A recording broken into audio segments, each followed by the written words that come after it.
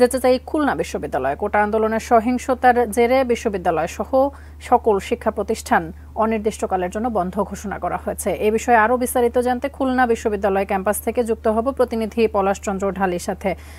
পলাশ, খুলনা বিশ্ববিদ্যালয় তো অনির্দিষ্টকালের জন্য বন্ধ ঘোষণা করা হয়েছে, হল ছাড়ার নির্দেশ দেওয়া হয়েছে। ছাত্রছাত্রীরা কি ক্যাম্পাস ত্যাগ করতে শুরু করেছে কিনা?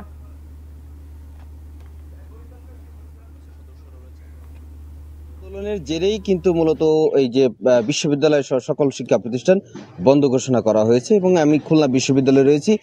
শিক্ষার্থীদের সাথে কথা বলেছি, তারা কিন্তু বলছে যে বিশ্ববিদ্যালয়ের কর্তৃপক্ষের কাছ থেকে এখনো পর্যন্ত কোনো ধরনের নির্দেশনা তারা বিধায় তারা কিন্তু এখনো পর্যন্ত সেই পরিমাণ কিন্তু তাদেরকে আমরা দেখিনি যে হল ছাড়ার যে মতো সেরকম তারা কিন্তু এখনো পর্যন্ত হল ছাড়ছেন। দুই একজন যারা বাইরে যাচ্ছে তারা বলছে যে যেহেতু অন্য জায়গায় এই ঘোষণাটা যেহেতু এসেছে বিশ্ববিদ্যালয় বন্ধের, সেই কারণেই কিন্তু তারা দুই একজন বাড়িতে যাচ্ছে। কিন্তু বিশ্ববিদ্যালয় কর্তৃপক্ষ থেকে ঘোষণা না আসায় এখনো কিন্তু সকলে বিশ্ববিদ্যালয় যে হল সেখানে তারা কিন্তু অবস্থান করছে।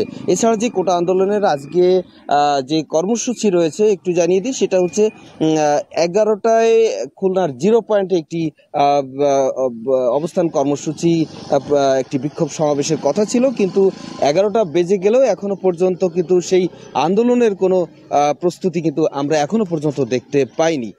এই ছিল মোটামুটি খুলনা বিশ্ববিদ্যালয় ক্যাম্পাস থেকে যে খুলনা বিশ্ববিদ্যালয় যে ছাড়ছে, কিন্তু সেই অর্থে যেহেতু এখনো নির্দেশনা আসেনি।